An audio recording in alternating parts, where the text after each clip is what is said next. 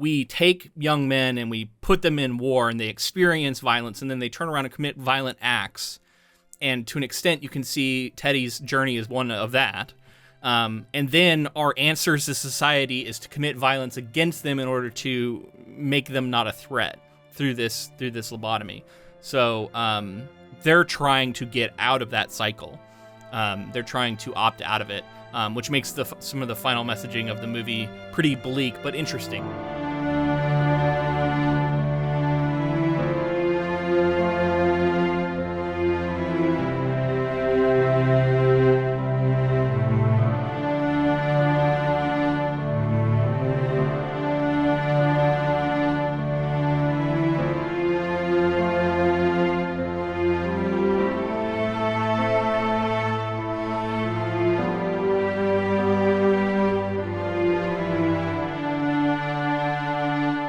Welcome, friends, to episode 329 of the Ink to Film podcast, where we read the book and then see the movie.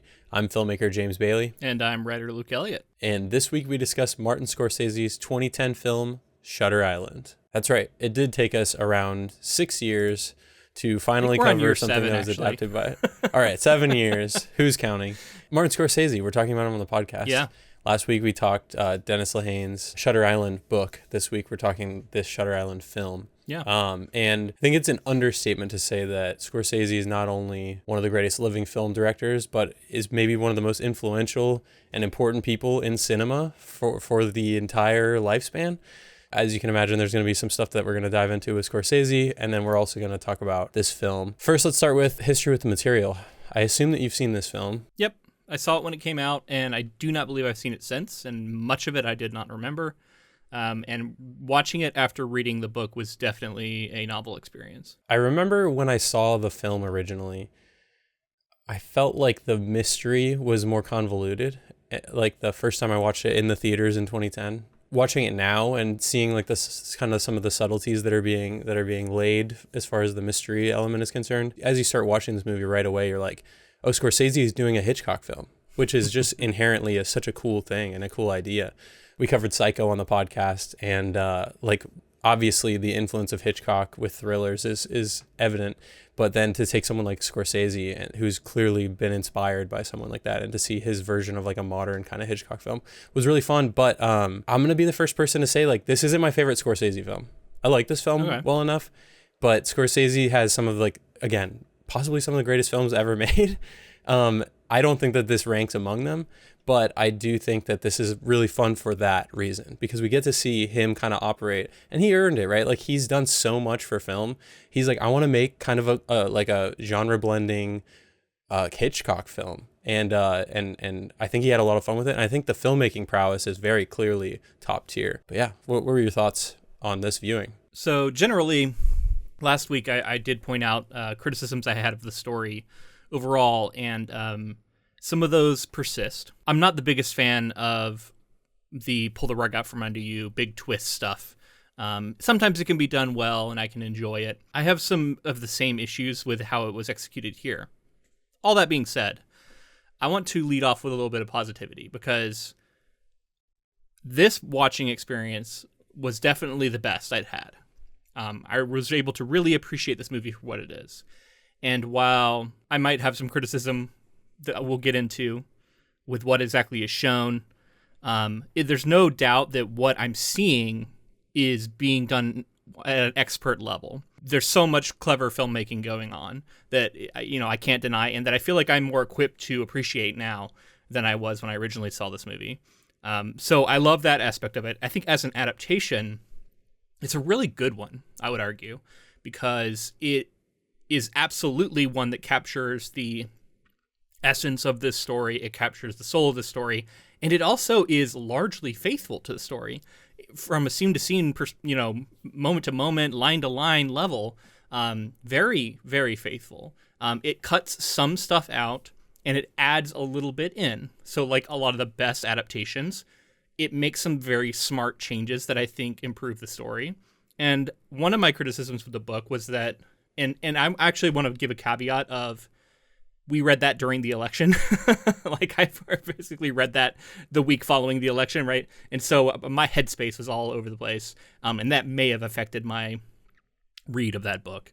But I felt like this movie distilled a lot of the messages of the book and actually kind of made a more coherent and convincing argument throughout the course of watching it, to where I felt like there was something powerful and profound going on that was there in the book, but it felt like the movie did a better job of conveying it.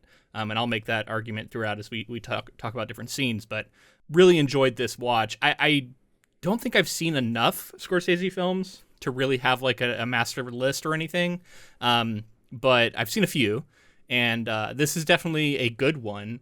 I assume some of his best movies are ones I haven't seen, but I'm going to be curious to hear from you, because a lot of my experience of watching movies before this podcast, I wasn't always aware of who even the directors were, right? It was just like, that's a movie I saw, didn't know who directed it. So I'll be curious to know what of his movies I've actually seen. Yeah, I think you'll have seen quite a few.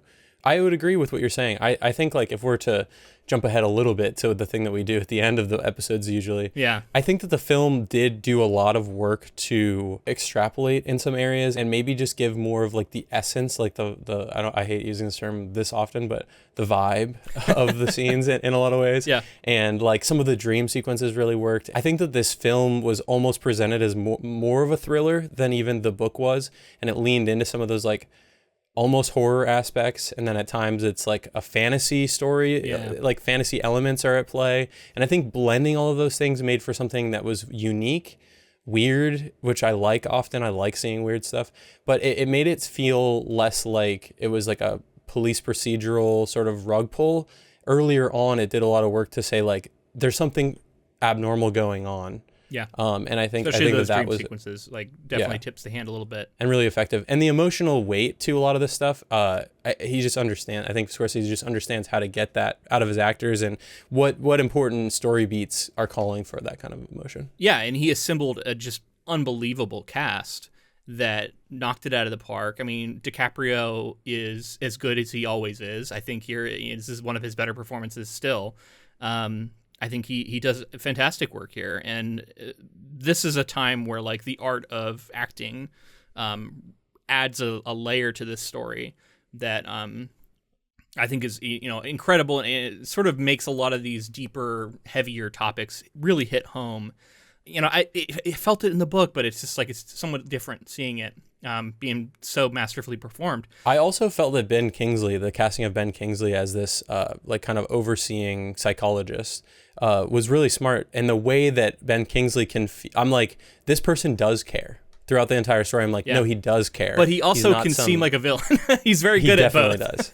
Yeah. Which he does, here. Intimidating a bit. Yeah, definitely. Like, well, early on, he kind of seems like he's the bad guy, and it's not only really until later it's revealed that he's not. So before we go any further, I just wanted to make sure to highlight that this was a Patreon-selected project. It was our 4th quarterly poll of the year. Our patrons voted on this, and we want to thank them for doing that. I'm really excited that we're finally getting to cover Dennis Lehane and to get into Shutter Island, so thank you. Yeah, we love our patrons, and your support means so much. So it's fun to give back into these episodes every now and again for you guys. If you would like to vote as well, you can check out our Patreon, patreon.com/ink2film. We do polls where you can add something to the list that you would like us to cover, and then you can kind of vote for the other ones that you like. And on Patreon, we also have bonus episodes that we put out monthly, and we have merchandise if you'd like to support and get like a t-shirt or a mug. We would really appreciate that. Yeah, it really helps the show keep going. So thank you. So before we get into spoilers, I'll try and talk in a vague way in how I would recommend this movie to people, and how I think expectations can mess with you a little bit. And I think it did for me, because this is a movie that seems like it is one kind of movie. It seems like it is a thriller, police procedural mystery. And the mystery element is definitely true, but I think the other two are kind of false. And it's actually more surrealist.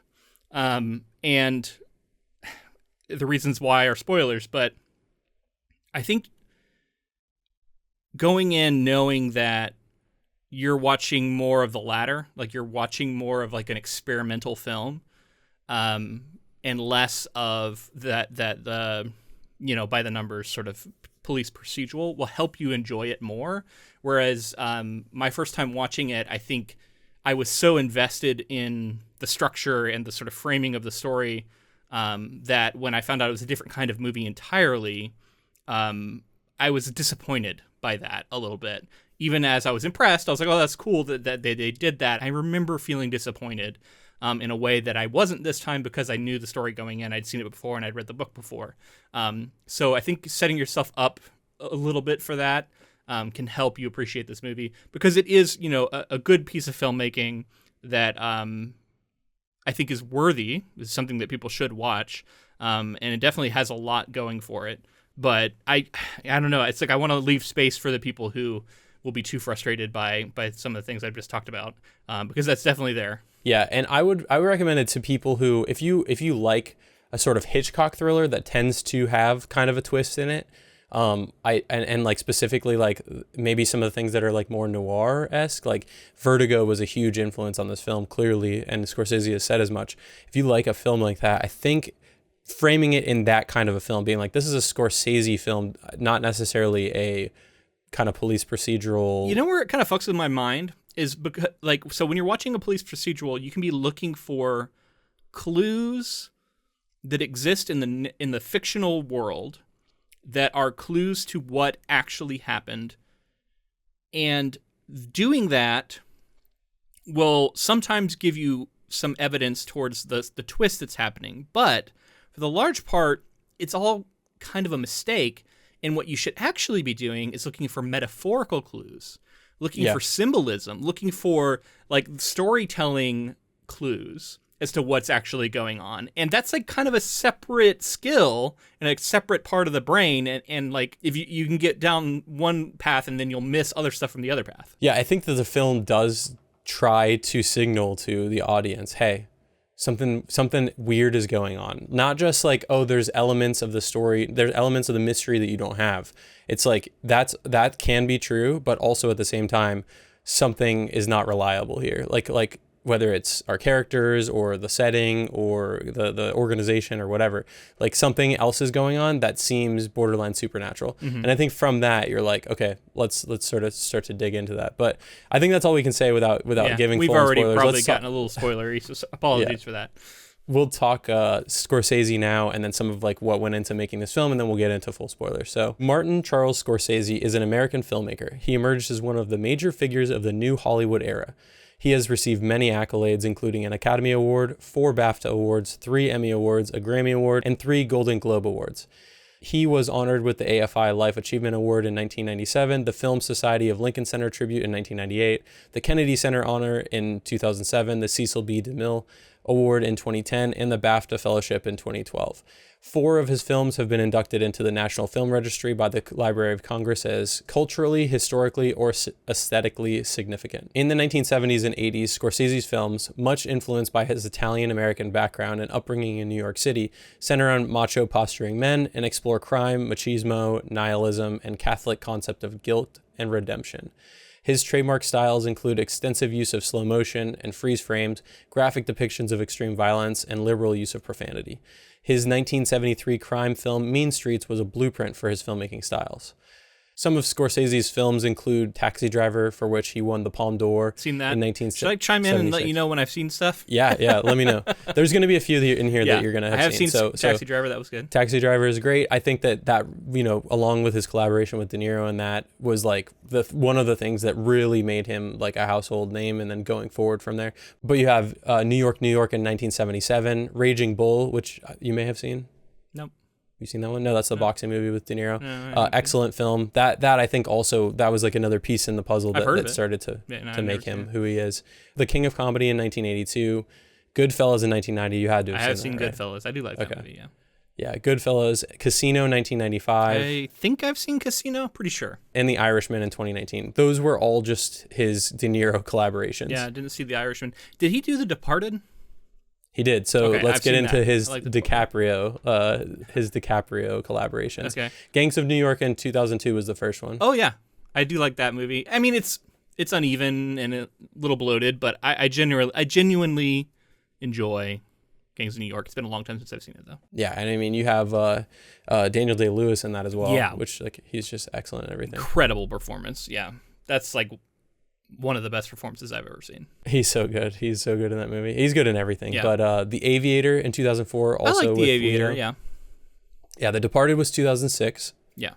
I'm a defender of that movie, even if, I'll admit some things that it has against it. But in general, Sure. I like that movie a lot.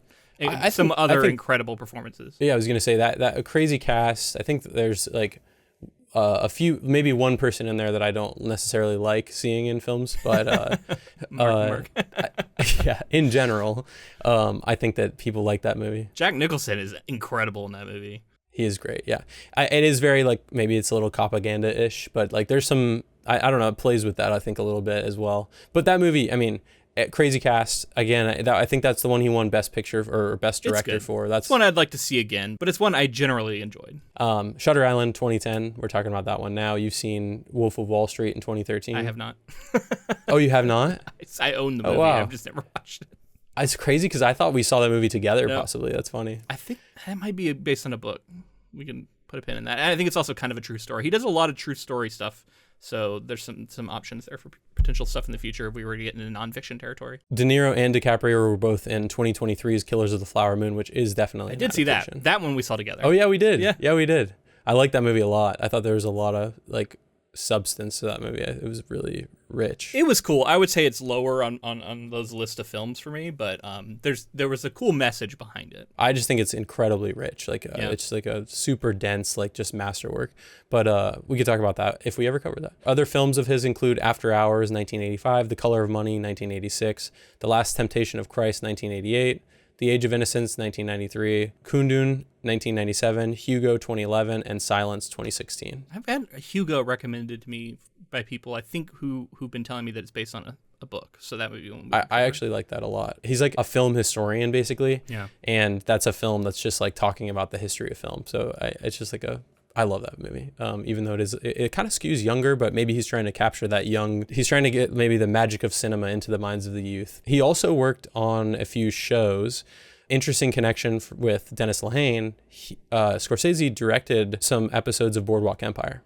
Oh, cool. That's right. I remember he was connected to that. Yeah. We talked about last week, Dennis Lehane was in the writer's room, I believe, or maybe directed a few episodes. No, he was in the writer's room. He didn't direct. Yeah. It was that. Okay. He's also known for some of his rock documentaries. He's done The Last Waltz, No Direction Home, Shine a Light, and George Harrison, Living in the Material World. Scorsese is an advocate for film preservation and restoration. He founded 3 nonprofit organizations, the Film Foundation in 1990, the World Cinema Foundation in 2007, and the African Film Heritage Project in 2017. Which I'm gonna end up talking about those because I think those are really important and something that I also feel strongly about. His early life, he was born in the Flushing neighborhood of New York City's Queensboro. In 1942, he grew up in the Little Italy neighborhood of the city's Manhattan borough. As a boy, he had asthma and could not play sports or take part in any activities with other children, so his parents and his older brother would often take him to movie theaters. It was at this stage in his life that he developed a passion for cinema. As a teenager in the Bronx, he frequently rented Powell and Pressburger's The Tales of Hoffman, 1951, from a store that had one copy of the reel. He was one of only 2 people who regularly rented it. The other, George A. Romero, would also become a film director. Nice. I like that one. So when I saw that in the research, I was like, gotta talk about that. Scorsese says he was enamored with historical epics in his adolescence, and at least 2 films of the genre, Land of the Pharaohs and El Cid, appeared to have had a deep and lasting impact on his cinematic psyche. Scorsese also developed an admiration for neo-realistic cinema at this time. He recounted its influence in a documentary on Italian neorealism and commented on how Bicycle Thieves, Rome, Open City, and especially Pisa inspired him and influenced his view or portrayal of his Sicilian roots. He acknowledges owing a great debt to the French New Wave and has stated that, quote, "The French New Wave has influenced all filmmakers who have worked since, whether they saw the films or not." We've talked a bit about the French New Wave. A little bit. Here and again, I bring it up because it is that important. Mm-hmm. It was revolutionary in terms of like new Hollywood, what he represents. It was like the breaking of the mold in the studio system, and it's more about that auteur filmmaker, which I think, those specific voices of what I think makes art in general, not just film, really powerful. And it gives you those new perspectives. He has also cited the works of Satyajit Ray, Ingmar Bergman, Andre Vida, Michelangelo Antonioni, Federico Fellini, Ishiro Honda, and Eiji Tsuburaya as major influences on his career. Some of them I think probably stand out to a lot of people. Yeah. Bergman, Bergman. Fellini for sure. I'm sure that you've heard. I think we've talked about him quite a few times on the podcast. But it's important to note how much he cares for like world cinema, and we can talk about that more. I think the study of other filmmakers, especially in other areas, can lead to this blending of techniques and like refining and finding what works and new ways to tell stories. So I think of myself as that kind of filmmaker as well. Like I look to other cultures, I look to other people from different walks of life, because I think that that's the genius of art, is that we can all kind of take the things we like, take the things we don't, and then sort of distill something that's maybe your own, and stand on the shoulder of giants, which like obviously with this film being sort of Hitchcockian, we're seeing that like everybody's picking up the baton and carrying it a little further. I'm just curious if you know anything about this.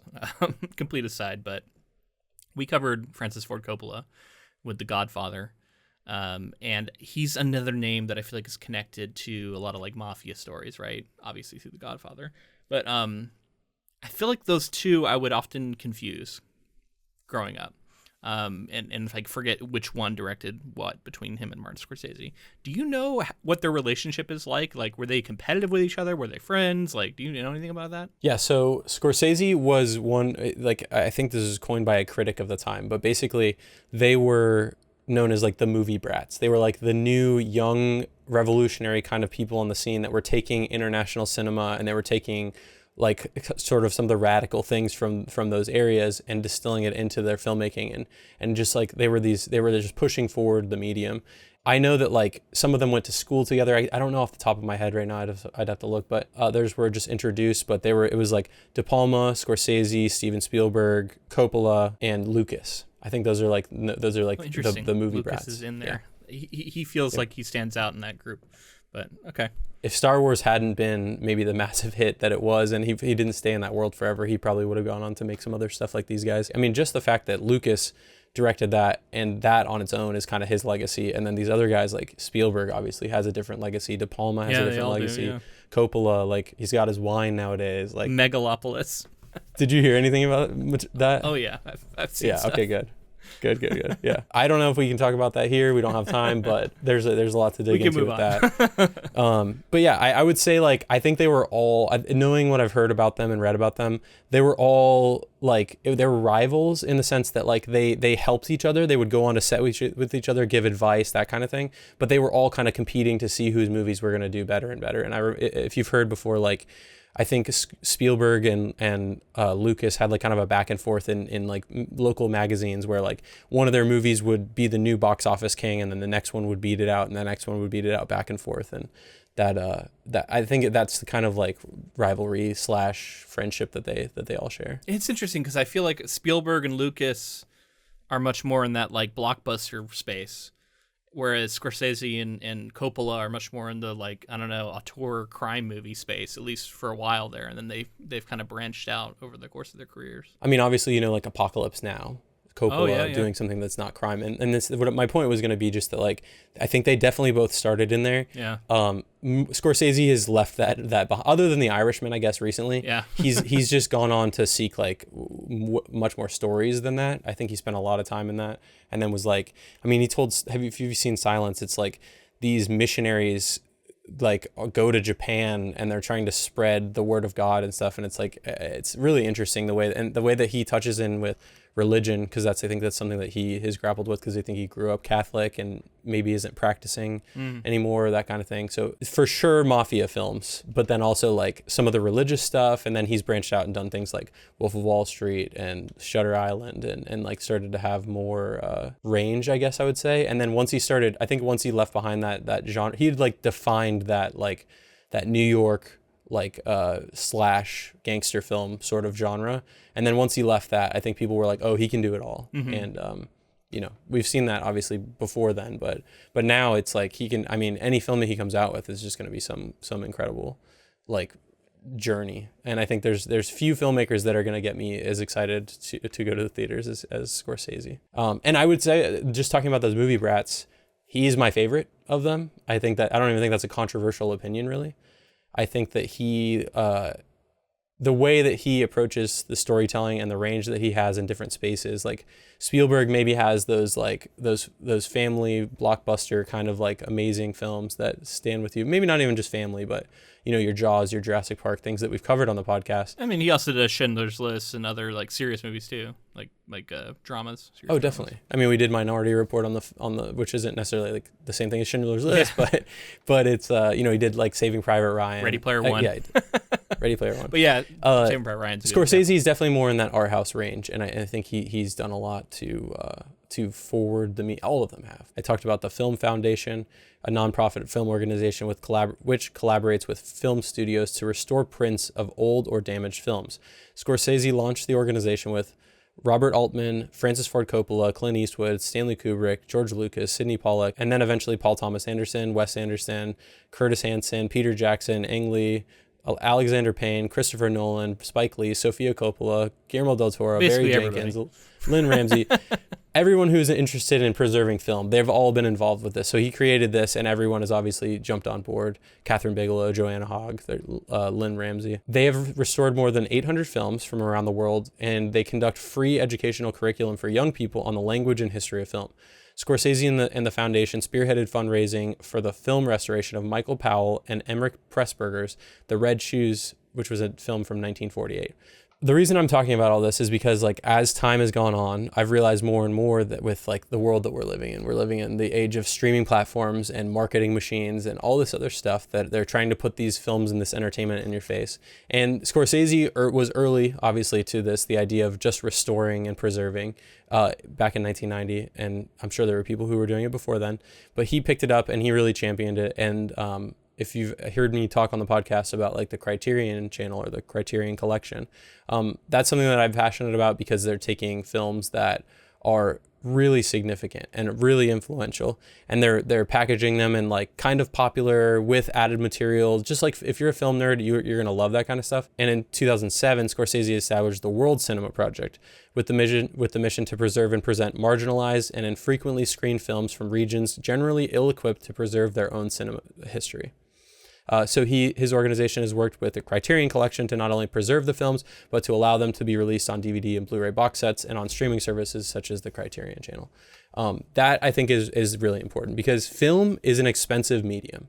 Film costs a lot of money. Productions cost a lot of money generally. You hear of people obviously doing like, you know, Robert Rodriguez, like Rebel Without a Crew type stuff, where you're just like guerrilla filmmaking and you try to do what you can. But in general, making a film and having a production, paying people to be there is expensive. And like there was a period even in our history where like film, especially TV, they would just go out there and then the film reels would sit back in a warehouse somewhere and deteriorate. And these were stories that were important to people. And it'd be like if a bunch of books were in a library somewhere and they were just burned. Like those are stories that are lost in if there's only one copy of them, obviously. The tragedy of that. The Library of Alexandria, famously. Which I lose sleep every night thinking about that. Yeah, every night. The idea of going to these and specifically finding margin, because for a while there it was like they were preserving a lot of white people's films, right? Like at first it was like European films and American films but then it became about I think as we progressed as a society and realized like especially like I would say the point to the film industry realized that like multicultural stories are the real world. Like this is the kind of stories that are important and need to be heard. So to hear that he created an organization, and I've seen quite a few of those films on the Criterion channel. It's very cool the way he like often will like do a foreword on them. Like he'll pop in, and Scorsese knows that he carries this weight to where if he shows importance to it, he's going to bring eyes to it and bring eyes to people's films and like champion them in that way. And that's the kind of thing that I'm like, you reach that peak in your career or whatever, where you're like self-actualized and you're just like kind of spreading that back out and trying to help others. Giving love back to the medium that made you who you are and made you successful and that you clearly love. That's great. And, you know, and the older I get, the more I always thought I would get like more into digital stuff, but like, I feel like I'm more into physical media now, and this is a little different because this is talking about like preserving the actual film reels and stuff, but I feel like it's all connected because we also live in a world where things get changed, things get lost, things get censored, companies try and pull them for different reasons, and having a physical copy of something is there's a level of ownership there. You get to say, like, this is mine, and they're not going to come into my house and change it on me. So you have it, and there's just something powerful about that. It makes me want to invest in more physical media. As hopefully I get more space to do so, because that's the one thing is they do take up a lot of room. They do, yeah. The Criterion Channel is a great remedy for that. If that's like space is an issue. Mm-hmm. I just I've been a subscriber since they announced that they were doing it, and they kind of announced the channel in response to Turner Classic Movies shutting down some of their organization. But behind me here, I have some of my Criterion stack of 4K Blu-rays and just normal Blu-rays, and some of my favorite films and just things that have impacted me. And I love it. I think it's like you become the archivist, right? Like you become one of the people who's holding that baton that I was talking about, and you're like, you want to show it to people when you have it. Like somebody might see it on your shelf and say, "What's that movie?" Here's an example that if somebody had, if you are one of the people who's lucky enough to have kept your original VHS versions of the first Star Wars trilogy before George Lucas did his changes. Yeah. Those are really hard to find now because they officially don't exist anymore. Only the new version is what you can buy. You can't buy that version anymore from an official source. You have to buy a resale or something. And I bet they're just really rare and hard to find now. So that's the kind of situation where that's the thing. Like, you never know when something's going to all of a sudden change and they're going to say, that's not official anymore. I don't know. The other organization that I'll talk about, it started in 2017. It's called the African Film Heritage Project. It's a joint initiative between Scorsese's nonprofit, the Film Foundation, UNESCO, Cineteca de Bologna, and the Pan-African Federation of Filmmakers. The project aims to locate and preserve 50 classic African films, some thought lost and others beyond repair, with hopes to make them available to audiences everywhere. So specifically, talking about communities that can't preserve theirs, I think that became an initiative that they were really, really invested in. And I mean, I being honest, I've seen very few African films. So that is like a underrepresented community of filmmakers. So I would like to see more of that. This episode's about Shutter Island. Last thing I'll say about Martin Scorsese for now, other than some of the development stuff, is in 2012, Scorsese participated in the Sight and Sound film polls, and he picked some of his favorite films, and I'm just going to list them here because I think that they're relevant, and some of them we may have covered on the podcast. 2001: A Space Odyssey. Yeah. One of his favorite films. Covered that on the podcast. Yep. 8.5, Ashes and Diamonds, Citizen Kane, The Leopard, Pisa, The Red Shoes, The River, Salvatore Giuliano, The Searchers, Ugetsu, and Vertigo. If you haven't seen those movies, I haven't seen most of I've only seen like half of those, but those are all films that I should do the work of actually watching. Yeah. So I said before, Shutter Island is clearly a period piece. It's also an homage to sort of a Hitchcock work, in my estimation, and I think he said as much. Scorsese also stated in an interview that the main reference for Teddy Daniels was Dana Andrews' character in Laura, and that he was also influenced by several very low-budget 1940s zombie movies made by Val Lewton. The main frame of the plot resembles that of William Peter Blatty's The Ninth Configuration, as well as the Cabinet of Dr. Caligari. Shutter Island borrowed from genres as diverse as detective, fantasy, and psychological thriller. I was reading that it was adapted by Leda Kalogridis. Does that name sound familiar to you? I don't think so, no. She's the creator and executive producer of the Netflix series Altered Carbon. Oh, wow. Okay. So we talked about her way back when we talked about Altered Carbon. I totally forgot. Yeah. Sorry about that. She wrote the screenplay, it seems, from the novel that Dennis Lehane wrote. She wrote scripts for Alexander, Night Watch, Pathfinder. She was also an executive producer on Birds of Prey and Bionic Woman. Co-wrote the screenplay for Terminator Genesis and Alita Battle Angel. Okay, cool. Yeah, just to remind you a little bit about her. So she was involved in that process. I wanted to make sure we shouted her out. The rights to Dennis Lehane's novel, Shutter Island, were first optioned to Columbia Pictures in 2003. Columbia did not act on the option, and it lapsed back to Lehane, who sold it to Phoenix Pictures. Phoenix hired Leda Kalogridis and together they developed the film for a year. Director Scorsese and actor Leonardo DiCaprio were both attracted to the project. I also saw that like David Fincher at one point was attached to it, a bunch of different actors. Yeah, a lot of different people that kind of like were talked about, but it's cool that like Scorsese of all of those people kind of stepped out and decided to direct this. I saw that they wanted to do Wolf of Wall Street, but like there wasn't funding for that movie. There was funding for this movie, so they went forward with this. You know, we hear of these stories of these filmmakers who are like, they have people over, they watch films, they screen films in their house, and like talking about the types of films that they're going to create. And Scorsese, it's cool to see people collaborate like that. I think it makes total sense to me as someone who works in a creative space. It's like if you find somebody that you are just on the same page with, and you feel like you think about art in the same way, and or something about them like brings out the best in you. I think those always make for the best collaborations, and film is such a collaborative medium that it makes sense to try and bring back in people. Like, yes, you don't want to, always use the same people for everything, but like it makes sense to return to a well if you know that it's a good one. Definitely, yeah. Mark Ruffalo, he won the role of Chuck after sending Scorsese a fan letter saying how much he wanted to work with him. So just good old Mark Ruffalo. Put yourself out there. Yeah. I also saw, speaking of screenings and stuff, I saw that to give his cast an idea of how this movie would be stylistically, Scorsese screened Out of the Past from 1947 and Vertigo from 1958 for his cast and crew. Interesting. That's cool. I like that. Like, we're going to show you some movies we want you to be inspired by. I love that idea. I mean, like, if I got a massive crew together to direct something, I'd absolutely do the same thing. I'd do way more screenings than just two. I'd be like, this, we're taking this from this and this from this, and that would be really fun. But I think we should move into the plot here. And then we will talk specific details of Shutter Island. So in 1954, U.S. Marshal Edward Teddy Daniels and his new partner Chuck All traveled to Ashcliff Hospital for the criminally insane on the inhospitable Shutter Island to investigate the disappearance of Rachel Solando, a patient of the hospital who had previously drowned her 3 children. The staff, led by psychiatrist Dr. John Cawley, appears uncooperative. The marshals learn that Dr. Lester Sheehan, who was treating Solando, had left the island on vacation immediately after Solando disappeared.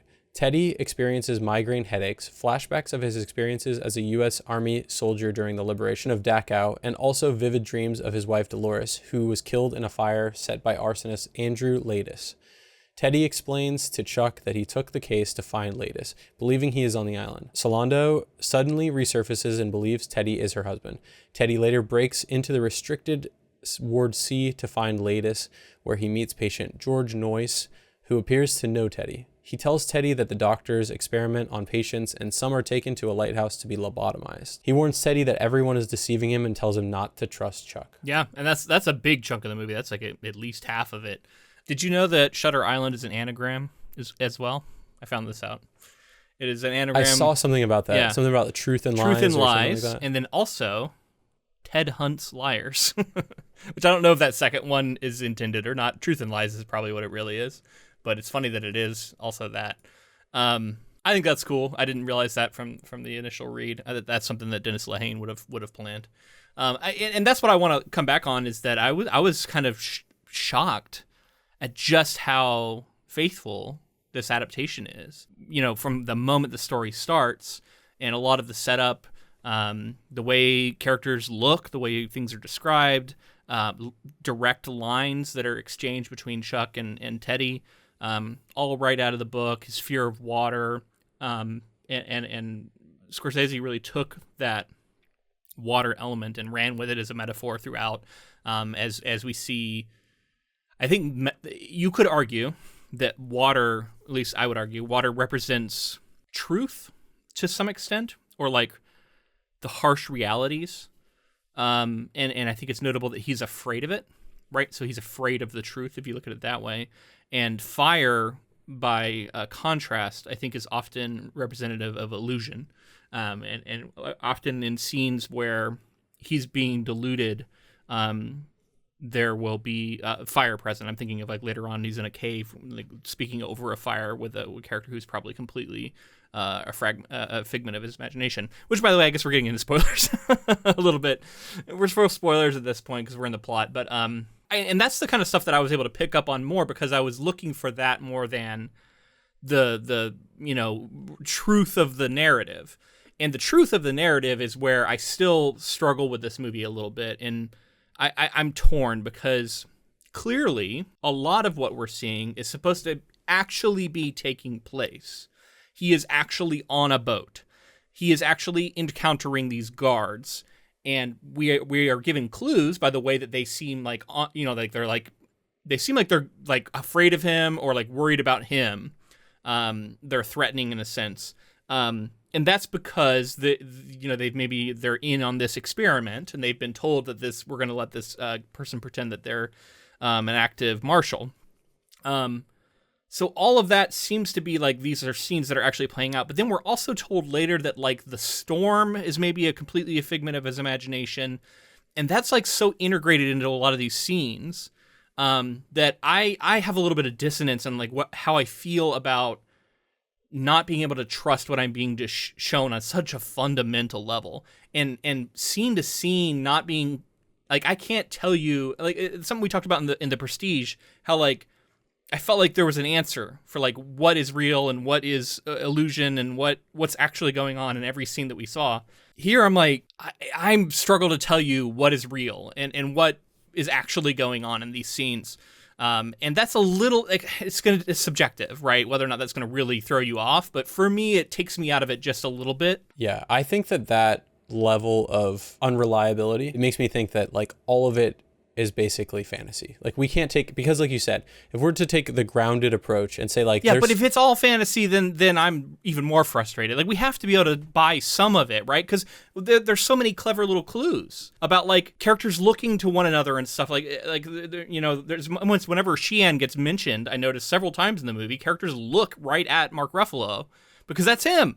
And the person is like reacting to the fact that they really know him.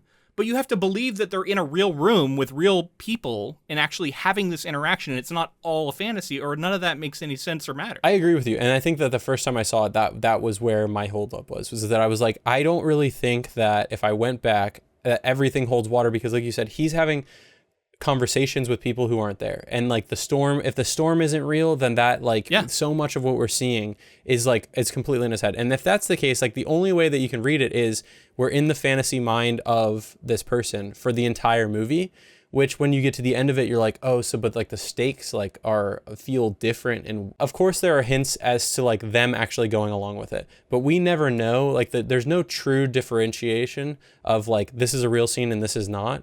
Or this is really happening and this isn't really happening. Yeah. Because as far as our perception, because the eye of the camera is telling us what is real and because we're supposed to take it at face value. It is kind of like having it both ways, I agree. Yeah, it's a little frustrating. The acting, the filmmaking, everything's there, but it does feel like story-wise, you're like, it's like, it barely holds water. Yeah. And it's tough because like, I think a lot of what we're being shown, we're supposed to intuit really happens to some extent, and he's maybe like changing the set dressing around, but there are definitely times where I just don't buy what I'm seeing, and that becomes that frustration I have of like, how am I supposed to know? And I guess it's like, just don't worry about it is the answer. But I struggle to do that completely. I don't know, like the misdirection gets a little frustrating for me personally. There is the time that like Chuck supposedly falls off the cliff, and he sees him down there and he climbs down there. So like even just like climbing up and down those cliffs and then going into the cave and seeing the rats and like, did any of that happen on any level? I don't think so. That all might be in his head. And if that's the case, then like really anything could be. Exactly. And I think, yeah, like you said, maybe we're just supposed to be like, I don't know, we can't really parse it, but I do think that like the setup and the reveal are there, and I think that like it still works. I just think that like if you're really wanting it to logically make all of the sense, it's not going to. So I do want to talk about some things that I really like early on in the movie. Max von Sydow, which, legend from The Exorcist, we loved him in that. And then here is Dr. Nehring. He is really good in this role because he's, for one, it seems that he's getting called out for being like an ex-Nazi doctor who's been experimenting on people. And he totally could be, like the way he plays this role. But I love that there's all these hints that, he knows what's actually going on in this experiment. And he brings up some of the thematic focus that I like in this movie, and that he initially says, you're both violent men, and I think that's actually something from the book, if I remember correctly. So I want to make sure that I do highlight that Lehane has a lot of this in there, but choosing to make sure that stays in and focus on it, and then you intersperse that with these flashbacks and these dream sequences and these hallucinations that he's having, memories of the war. Right, we're seeing. He says, you're talking about him being violent, and then we're seeing Dachau, and it's showing to me that violence. He's not necessarily a violent man, but he's a man of violence, I think, is the distinction that's made. And he's been so deeply traumatized by violence, and it is so core to who he is now that. The nature of violence and the way it destroys people just becomes so primary. I think that scene sets us up to continue to think about the nature of violence and the way that it traumatizes people and the way that we deal with people who have been traumatized in this way, and how it gets into people and then it comes out of people, right? It comes out in their actions. And we're going to see that with our main character here too. And all of that I think is awesome. At the same time as we're setting up all these mysteries and everything, I think that's like a good sort of, why is this story being told? And I think that's the answer. I think that the violence it's interesting that it's so centered here as well. Like, we get those Dachau scenes and the way that, like, it's like a reactionary thing for him in Dachau. Yeah. Like, when they line up all these Nazis, they end up like just mowing them down basically. Yeah, the guards. In cold blood. And we're told later that maybe that doesn't even happen. That might be. He says like it might not have happened, which is interesting. It's also interesting as well. But he's not like I think that what he does, his violence, that like sort of the trauma that he kind of creates for himself with the violence that comes out of him, it's also reactionary. And he's like reacting to his world. And is he like a victim? He's a victim of the world in a sense, and like the victim of the circumstances, and like how then that kind of paints how we think about some of these patients and the way that they've been, their environment and how they've been treated and some of that stuff. I think that that I think it's really smart to key in on that. And I do think Max von Sydow's character is like also like wild, that he is seemingly kind of like we don't know for sure. They could just be being kind of racist because they are veterans and they fought the Germans, that like this person's German, they just assume that he was also a Nazi, but he could just have been like someone who escaped. Well, and again, this all plays into the idea that a lot of this conspiratorial thinking is part of a fantasy that he's developing. And it's unclear because it's like they're playing into it on purpose, I guess. So of course he's going to believe it. You like gave him fuel for it by playing into the fantasy. This whole experiment, I have questions about. People, they seem like they're really relishing their roles. They're really like playing it up. They're all actors basically. So it's interesting that like they don't play. A lot of them are like playing mysterious with him rather than sort of letting him. I don't know. Of course, they're trying to get him to work through it, but specifically the way that they're tying what they're doing, the idea of a lobotomy and like the fear of that and how that can be perceived.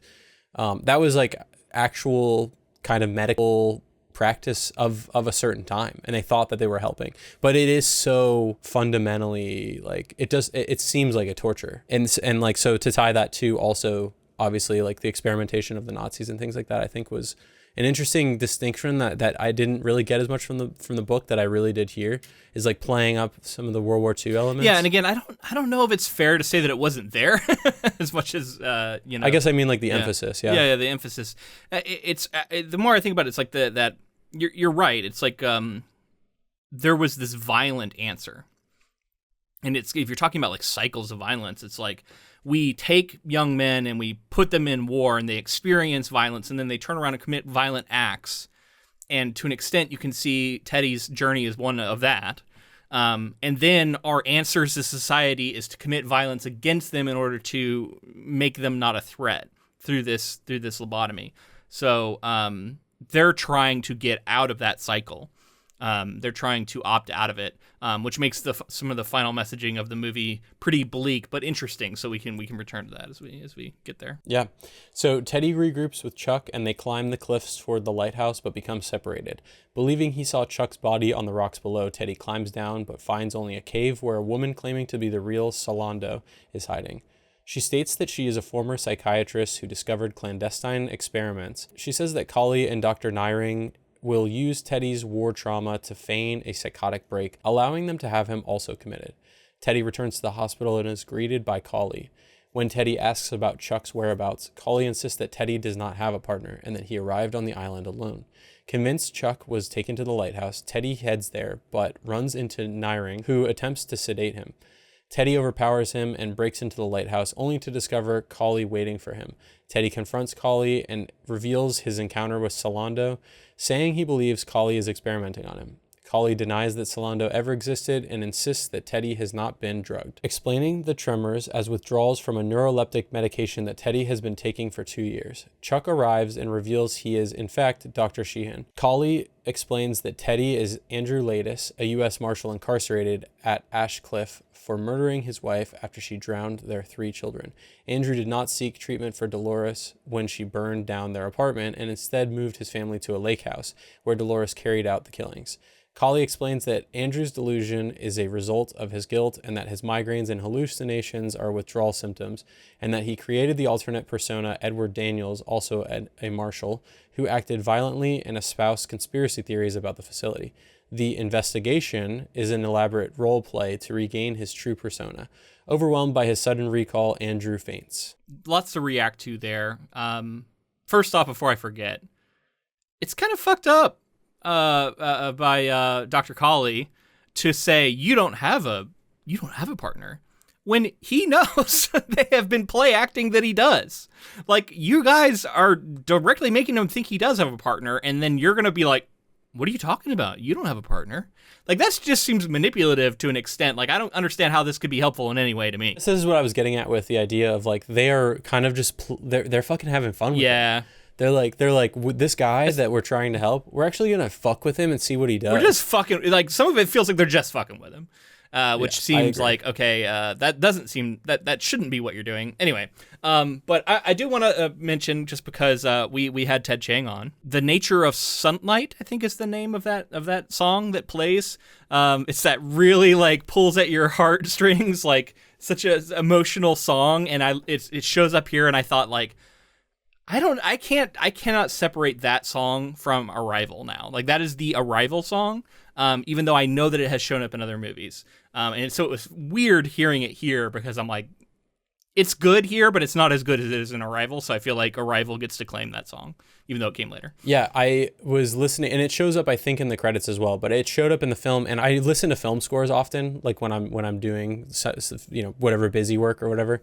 I'll listen to film scores, and I know that I've seen this song come up as a song from this film, from Shutter Island. But also, like, I know we just watched Arrival again, and to be honest, it is an incredible piece of music. It is. I think it's very emotional. It's really, really good. And I went and did research into it this time, because I was like, first of all, I was like, that's crazy that this is from this. It has to be from something else. I could have sworn it was from Arrival. Looked it up. It was totally from Arrival as well. The Blue Notebooks is the second album by neoclassical producer and composer Max Richter. The album was conceived in 2003 and released on February 26, 2004. It is a protest album about the 2003 invasion of Iraq and violence in general. Hearing it now and thinking of that, I'm like, wow, like, first of all, I love the idea of like a composer composing music. No lyrics, nothing like that. Just purely emotional and, like, musical genius to say, like, I'm going to protest this, and I'm going to try to, like, appeal to the empathy of my fellow man by releasing the song. And hearing it now, when I think of that, it's even more emotional. Yeah. So anyway, it's in Shutter Island in 2010. A film called Disconnect in 2012. It's in Arrival in 2016, and it was used in The Last of Us in 2023, the TV show. Oh, wow. Oh, yeah, you're right. Interesting. This film actually doesn't have an original score either. Yeah, I read that. Yeah, it's like there's a lot of music in it, but it's like existing music from the time period other than that song. It's like the one that was newer. Scorsese's longtime collaborator Robbie Robertson created an ensemble of previously recorded material to use in the film. According to a statement on Paramount's website, quote, "The collection of modern classical music on the soundtrack was hand-selected by Robertson, who is proud of its scope and sound." He said, quote, "This may be the most outrageous and beautiful soundtrack I've ever heard." Yeah, interesting. So I want to highlight a couple of scenes that I think are really standouts. I think the dream sequences we've talked about are already great, but, like, there's the way that the effects are used, his wife turning to ash in his arms, how it evokes, like, classic paintings, with how it looks. It really does. Yeah. And the lighting, the super intense backlight. And like and there's sort of like a parallaxing, sort of like orbiting sort of camera around them as this stuff's happening. And he does that a couple times. There's also another time that he does it when he's pulling his children out of the lake, and he's like has them all on his arms and everything like that. I just thought really effective use, and like those are the iconic shots from this movie. Yep. If people think about these movies, they're thinking of the scene where he's holding his burning wife. Right, and there's another moment where he is sort of realizing how broken his reality is, and the way we see that is through the smoke going back into his own cigarette, as something is like sort of played in reverse. I thought that was a really cool effect that I feel like I don't see a lot, but like it was subtle because like you could miss it, but like when you look closely, it's like the smoke's going back into the cigarette, so something's weird here. I read too that there's like quite a few. I mean, of course, those sequences, specifically the dream sequences, are full-on fantasy stuff. Like there's the Rachel. We have one of the Rachel characters at one point just covered in blood. Yeah, holding the kids, and then he sees the kids at Dachau, who ends up being his daughter, and like we don't know that at the time. Yeah, and seeing like the room burning, and so that ash falling is really papers iconic. In the air, like ash. Yeah. That was really looks cool. really great. Yeah. And I was picking up on the fact that I think that those were digitally added. Like I don't think those were practical. Oh, okay. But it looks very good. It looked very good, especially at the time. Yeah, it's 2010, so the use of CG in this movie it's done well. It's effective. Yeah. Another thing visually that I saw that they did was a lot of this film. I think in the beginning it's sort of like overcast, and then we get to the island and it's very stormy and stuff like that. And then we get to a certain point, and it's once the reveal has happened, almost all the shots from then on are pretty much like perfect days, sunlight, that sort of thing. And I saw online that I think it was a critic of the time made this point, so I don't want to take credit for it, but I thought it was really like powerful and pretty true. They said that this may be a reference to Freud, who described the subconscious as confusing, cloudy weather in opposition to the clear skies of the consciousness.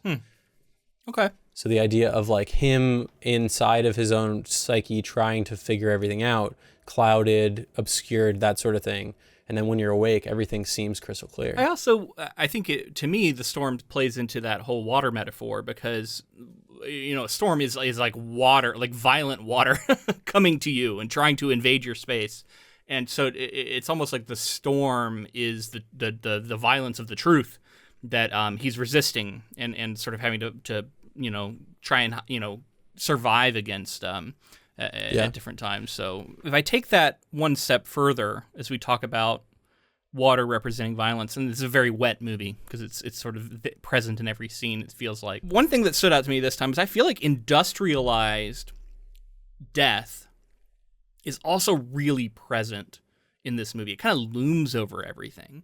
Because we have the war, which World War II they would have just gone through, but we also have the talk. There's a lot of talk of the atomic bomb and people being worried about it, and the way that it has like the potential to just wipe out all life on Earth. And the fact that they were dropped, like there was a particular time where I think a lot of people's minds were traumatized by the levels of violence we were seeing on a world scale. I mean, World War II is the most, catastrophic event to ever happen, I feel like. And as far as like, combined with the Holocaust, which is directly dealt with here, and Dachau, which is industrialized death to a T, like all of that, I think poses the question of like, what is this level of violence doing as an input into the outputs of our society? And we as people who live through this, like, what are we outputting into the world? When we see what the inputs are. So if I want to extrapolate that out beyond just what's happening to Teddy, I think it's asking what, as a society, we are doing with all of this input, and what we've done to ourselves, essentially. Yeah, and I do think the other sort of correlation that they're drawing here, too, is like these people are prisoners at the whims of people who are in control. Patience. And patience. In this case, patience. Yeah. But they're prisoners. A few times Teddy calls them prisoners, and he corrects them, wait, patience. That, I think the commentary being made, obviously, is that like there was a period of time on our own soil where we were treating people as subhuman because of mental illnesses and things like that. And or racism. I think think about the internment camps with the Japanese Americans. Anti-LGBTQ sort of sentiment because that was seen as like a disease. Like Yeah. there were queer people who would be brought into these places. Or mental illness specifically, yeah. And still is today by a lot of people. As fucked up as it is to say, unfortunately. You can't ignore that is not a minority opinion at this point, or at least as far as the people in power. Yeah, I think that's another conversation for another time. I hope that it's a minority feeling in the country. So another whole sequence where I on one hand, I admire it for its technical craft, is the whole thing in Cell Block C, where he's going around, these really wet corridors. Again, he's lighting matches. It's one of the only times we see him actually in control of fire, which is, I think, notable. And but they keep going out. So he keeps lighting them. They keep going out, and he's seeing hallucinations. It's a great mechanic and tool there too, right? To like create suspense and go through this, because this is where the horror elements are. That's a whole horror sequence too, right? Like it feels like a haunted house at one point. People are reaching out of the bars, and like I get the impression that most of this didn't happen, and yet some of it must have, because he talked to Noyce and got information that changed the way he was viewing the whole experience. And yet so much of it seems like a fever dream. It seems like a delusion. I completely can't tell you what was real and what wasn't from that whole sequence, other than the fact that I know he does talk to Noyce at one point. Well, Cauley says, like, I think Cauley has like a transcript of what he said or something like that as well, right? Like it definitely happened. So he at least did that. Yeah, I mean that whole like horror sequence is really like exciting as well, and the use of the matches and getting them closer to people, and the way that like there's no way that the match would create that much light, but the effect of doing that on film looks so cool. Well, again, and think about it metaphorically too, right? These are illusions. He's trying to light up, but he's failing to see with this light that he keeps bringing back time and time again. And I think it's notable too that Ladis is said to be a firebug who burned his wife, and yet the truth is he shot her. So that's all delusion. And he keep going back to that time and time again. That's the lie that he's told himself, and he's trying to see a way forward with it, and he's failing to. The Rachel Solando stuff is another thing that's it's just really difficult to track, because I guess the idea is she's completely fictional, and yet they know about her because they've had all these interviews with her, so they cast someone to play her in a role of it's one of the people who works there, but then she seems like she's like designed to really fuck with him. And she like comes onto him at one point, pretends like he's like, this is like so preposterous that she would be this into this acting performance she's giving, and to what end, like what is the good does this do? I don't know. I guess it's trying to force him to face this delusion that he's created, and yet you're giving him no insight into it being a delusion, really. I don't know, it's very strange. But then we also get a second Rachel Solando who's in this cave, and she seems to be completely a fiction, and again, it's lit by this fire, completely fiction. And she's seeming to give him the truth in that, they're creating these ghost soldiers, and they're doing all this stuff, and it's like all this conspiracy playing out. I don't know, it's just like that. It's hard having a scene like that feels like it's the truth being revealed when in actuality it's all delusion. It's all nothing. He's a rat in a maze. As memorably said by was it Jackie Earle Haley, who Rorschach gives that line here, and I thought he was great. It's just this little cameo role. Definitely, yeah. And like think about being the artist here, being the filmmaker, knowing that the scene actually doesn't. It means only the tension and suspense and misdirect that is meant to represent. It doesn't like, and there's so much weight given to it, and it feels so important. You get into this cave and someone's there, and it's the reveal. And like in hindsight, once we get to the end here, that clearly never happened, because they say that there was never a Rachel Solando, that she was like created. So that was all his imagination. And like the rats, all of it. Yeah. So we can. I almost kind of wish that we had seen more flashbacks of like what was real and what wasn't. I feel like I've seen that in other films before, where it's like they kind of reveal. They go back and show you. But at the same time, I think it's like I think he's leaving it up to us to decide and decipher what we think is real and what's not. And there's something sort of ambiguous about that I think is nice. That like just trusting the audience to kind of fill in the gaps. But it does. It's stretched so thin here. Yeah. That it still works for me. I enjoyed watching it, and the reveal still kind of I think it's within the performance. The reveals are still there because you get to live through the performance of Leo and his reaction to it all, and his decision ultimately. So one character I want to highlight was the warden, who plays a similar role, but was Buffalo Bill, Ted Levine, whose face I recognize, but it took me a moment to put it together. That's someone that we had talked about before. And of course, you know that he's famous for playing Buffalo Bill. The whole like discussion of violence becomes kind of ironic on a metaphorical level. He's famous for playing a serial killer. And he talks about like, if I were to reach in there and bite your eye out, what would you do? You know, and he's like, try it. And could you react? Yeah. That whole conversation was quite interesting too. Like the philosophy of that, of society is this construct and we're violent. Everyone's violent if it's like you're hungry and I'm between you and your meal or whatever, that kind of thing. It's very nihilistic. It's interesting. And I feel like it was in the book, but it was framed in a completely different way. And it gets really into some racist weeds that I think was really smartly removed here. Yeah. Agreed. But yeah, the idea also of like Buffalo Bill being like I guess he was in a position of power in Silence of the Lambs, but like in a kind of a fucked up way. And here I guess it's also fucked up, but he's like been appointed to that role, obviously, like him being a warden. Well, yeah, and I don't think anything in this movie tells you that he's actually a good guy. Like the other characters seem like they might be, but I don't ever get that sense about the warden. I don't either. And then again, did this even happen? Yeah. Was this just a figment of his imagination? Again, that's a fair question to ask about anything in this movie, which is kind of frustrating. But I get the sense that he is an example of someone who has found a way to take his own violent acts and succeed and use them in a way that is deemed okay by society, and that's being the warden of this facility. So that's showing another side of it too, right? Like some people we condemn and lock up, and some people we give positions of power in the same damn facility, even if they might suffer from similar problems. And that's a potential discussion about policing, and if we really wanted to get into it. But and the prison industrial complex. Exactly. Yeah. Which I think we talked about a little bit with Shawshank Redemption, but yeah. All right. So this final bit of summary here. Awakening later, Andrew calmly recounts the truth, satisfying the doctor that he is lucid. Colley notes that they had achieved this state 9 months before, but that Andrew had quickly regressed.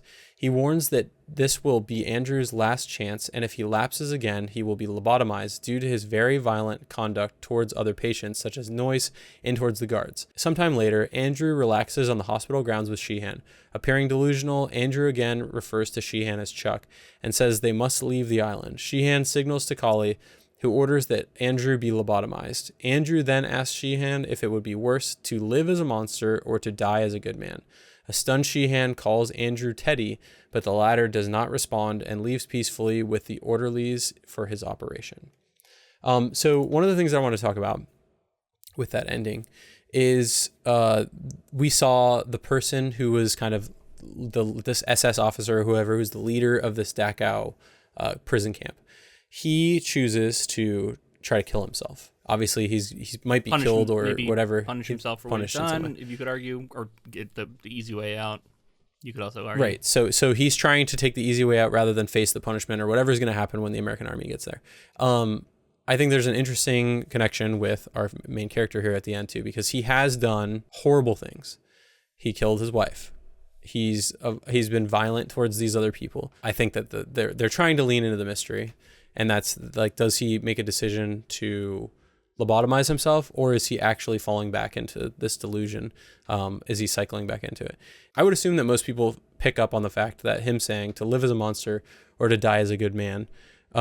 And that's kind of what I think this SS officer was doing as well. Right. He doesn't want to face the music or face the reality of being a monster. Yeah. And like ultimately, I think that that's what our character here is doing. But we see other characters that are like okay with the fact, like we see this character who's like, yeah, I killed my husband because he was beating me or whatever. Mm-hmm. And like you can almost say that like sometimes people feel justified in their actions.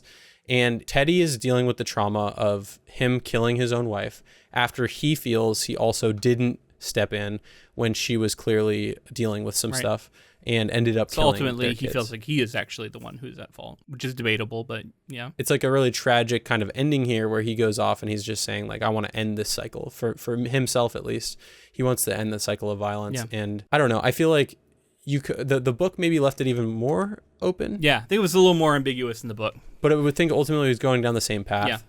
I do think Scorsese tried to sort of lampshade this a little bit, and I agree. I feel like he wants you to watch this movie and think that this is a deliberate choice at the end. I don't know. I'd be curious to know, like, if you were to poll people coming out of this movie, how many get there, though, because I think there's so much happening. There's so many reveals that it's still kind of subtle.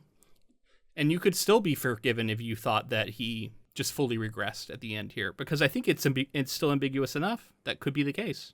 I think they have to set this up very carefully. I think the idea that he resets every time is dropped right at the end, where they say you've had breakthroughs before, and then you reset and you're right back to normal. So we automatically we're sort of tossed that information, and I think it's key to understanding what's happening here at the end of, like, is this a reset or not? And he's playing with it as if it is. Yeah, I think there's enough evidence. Like you said, he doesn't turn around when he says Teddy. I think obviously the quote, which would be worse, to live as a monster, to die as a good man. I'm pretty sure that was added. And it's something that I think really drives this final message home. And I think you're right in touching in on this commandant who had shot himself, and whether or not he's deserving of pity, he's deserving of mercy. We see Teddy kind of looking over him, and then he's right there. He kicks away the gun. He doesn't let him kill himself and end his suffering. Well, he had killed himself already, but doesn't let him. Yeah, he makes sure the suffering is drawn out, because he wants to punish him. Exactly. And he says that he suffered for an hour, yeah. And seemingly Teddy, that means that he stayed there to watch. And so there's something to that as well. And it seems like Teddy believes that suffering is deserved, and maybe he believes his own suffering is deserved to an extent, but maybe at this point he feels like he's suffered enough, and maybe now it's time to allow himself the release of it, or maybe it's going to be a continuation of it. Yeah, I don't know. Or he in his scenario was able to grab the gun and end his suffering, whereas this other, I mean, eventually the officer ends up dying, yeah. But like doesn't get to, like, yeah. He makes a decision that I think that person didn't get, which, like, maybe that person was less deserving than he was to make that decision. So I think at the heart of this story, it's about, like, the effort of the psychologist is to make Teddy face the truth, make him face the water, make him face the reality of what he did, because it's a requirement for him to be able to heal from it. I think what the follow-up that the movie proposes is that is the right way to approach this kind of trauma and the right way to approach this kind of illness, mental illness. However, the darker turn that it takes is that it also is proposing there might be times where, when faced with the reality of what you have done, you might find yourself beyond forgiveness. And I think that's what happens here with Teddy, because he even says early on, when they're talking about treating people, he's like, what about their victims? Like, why should I care about these people? Because they're like, we think we should listen to them and understand what they're saying. And so it shows that Teddy's worldview is that people who commit certain acts are unforgivable. And the reality is he includes himself in that worldview. So it leaves us with a kind of a uncomfortable situation of, like, it seems like they're doing the right thing, yet it feels like in this circumstance it can't be overcome, or maybe you say that there's maybe a little bit of a poetic beauty in allowing him to make this choice for himself versus it being forced upon him. So there's a little bit of, like, a triumph there, if you want to look for any glimmer of triumph. Well, I think that this is a very tragic ending. I do think that audiences will walk away with the knowledge that at least he made a decision. I think if you read between those lines and you say he did make this decision, and that was his mercy in a sense, and, like, that was his way out. Yeah, and then, like, yeah, he did suffer for a while, and I do think that he found his reality to be less. He like kind of had his chance, and it's passed him by. And so he's like, what would there be left to stay around for? But the interesting thing is that, depends on how you feel about a lot of different things, but he's still going to be around. He's just not going to be himself, and his consciousness will be different in a way. Yeah. So that's also the other side of the tragedy of him like being lobotomized and living out his days like that. But it's almost like in like a blissful unawareness where he can, because they talk about like they can remove memories, they can remove like although I think this is the delete person in the cave, the Rachel in the cave. Yeah. And he's wondering whether or not that's fair. And I think he's at least saying here that like he has come to face the reality of his memory and what he's done, and his decision he's making is it's too much to bear.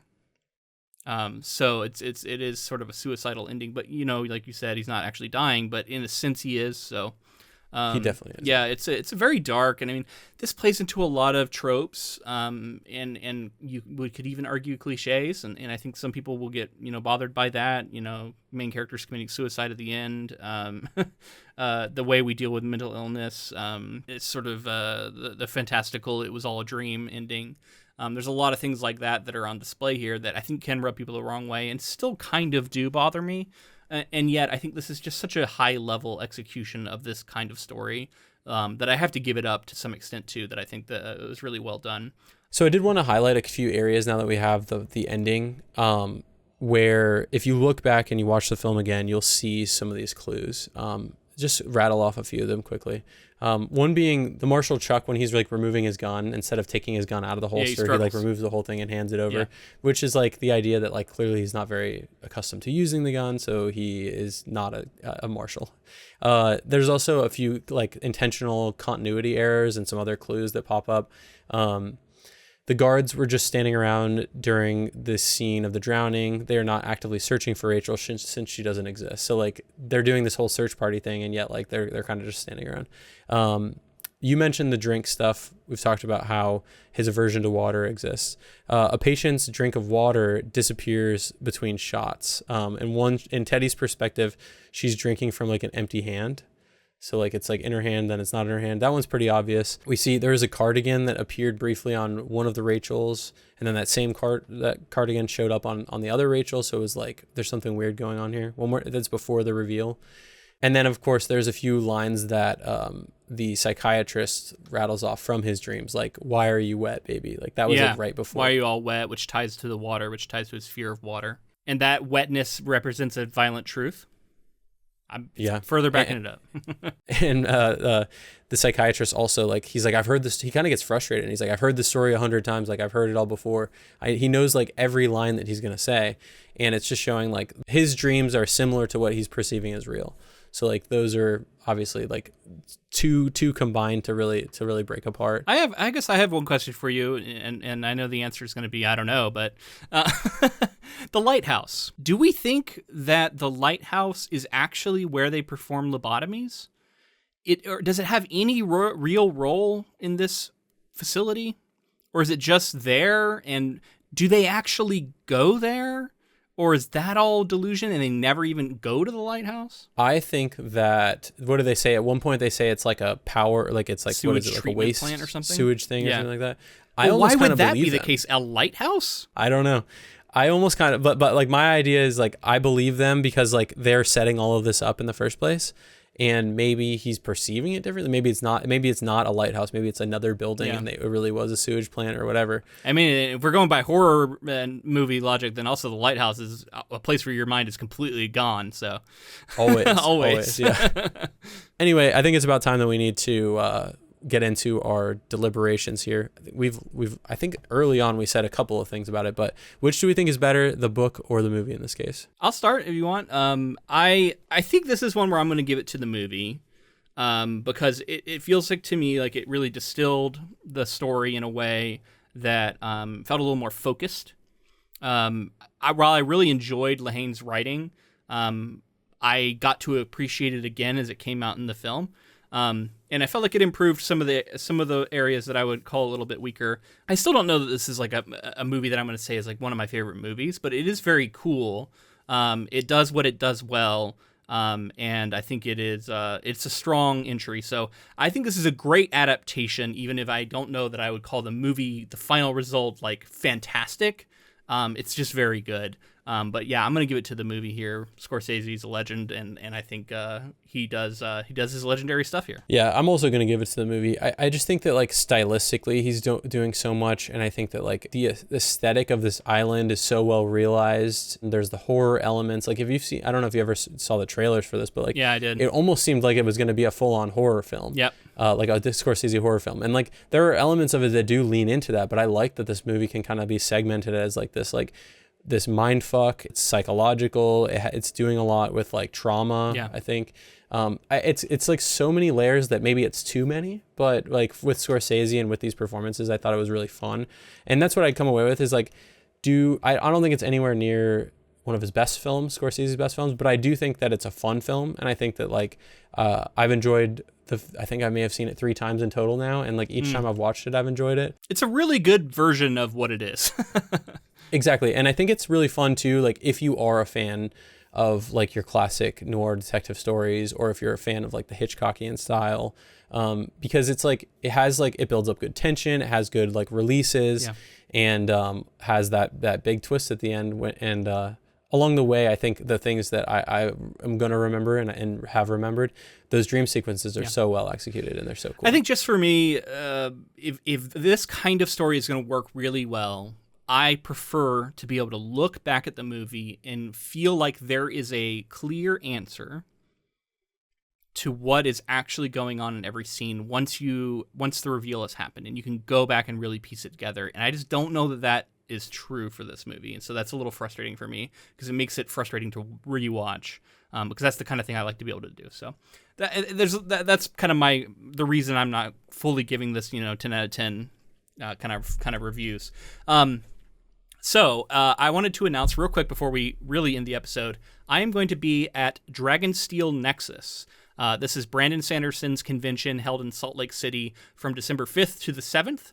I'm going in an unofficial capacity to help a friend of the show, Fonda Lee, sell some books on the convention floor, which should be cool. I've never actually done that, but I'm helping her out at her booth. But then also I got on programming, and I'm going to be on 3 different panels, which I posted on social media. So if you happen to be in Salt Lake City or planning to go to this convention, make sure to check that out. I'd love to see you. So I'll have that all on my social media. You can find it. But yeah, I'm really looking forward to that, and it's coming up in just a few weeks. Yeah, that's going to be really fun. And actually, we are going to be taking a couple weeks off because of that as well. So we'll talk about more of our schedule. And Thanksgiving, yeah. Yeah, and we'll talk about more of our schedule with that. But dude, that's going to be so much fun. Like I cannot wait for When in Truth to come out. I think that you guys are going to have so much fun at that convention. I'm very jealous that you're able to get tickets and make your way there, because we tried and it wasn't meant to be. But it'll be, I can't wait to hear all the stories and all the cool stuff that you guys get up to. Definitely looking forward to that. If you enjoyed our coverage of Shutter Island, please let us know in the form of a rating and review on whatever app you chose to listen on. And if you're on YouTube, make sure to chime in the comments below. Let me know if you like the book or the movie better, if you've read and seen. And also, like, how do you feel about the twist endings? And does this movie pull off the twist ending well? I'd love to hear from people and whether or not they think it does. Yeah, and also your favorite Scorsese film. Is this your favorite Scorsese film? Because I just like, I know we dug into him pretty deep here, but we barely scratched the surface. He is we'll have to return to Scorsese in the future. It sounds like there's a lot of possibilities out there. But be sure to follow us on social media. We're on Facebook, Blue Sky, and Instagram. All of those adding to film. We're also on TikTok and any other platform. I'm on Threads that you can imagine. Yeah. Yeah. And if you'd like to support this podcast monetarily, we do have a Patreon. It's patreon.com/inktofilm. You can use that to vote on future projects to get us to cover it, like this one. Also, we have bonus content that we release every month on there. These like adaptation adjacent episodes that we do. So check that out. We'd love to have your support. And thank you to Ross Bugden for the use of our intro and outro music. So believe it or not, we are rapidly approaching the end of the year. We'll be doing something for Christmas. We always do some sort of Christmas adjacent project. I'm not sure what that'll be yet. We're going to have to decide. But then we'll be doing our last looks, which is our like end of the year wrap up episode. So I'm excited for that. I love that. It's fun to do every year. But yeah, that's what we got ahead. Yeah, I always like these projects, right? Like we're winding down the year. We get to do Christmas, then we do our last looks, and like it's a nice way to cap off the year. It's going to be a crazy one in the new year. I can't believe how quickly this year has gone by, and that like Thanksgiving's upon us and Christmas will be here soon. Thank you again for everyone who's listening. We appreciate it, and we hope that you will come back next week. All right, and so all that's left to say is until next time, keep adapting.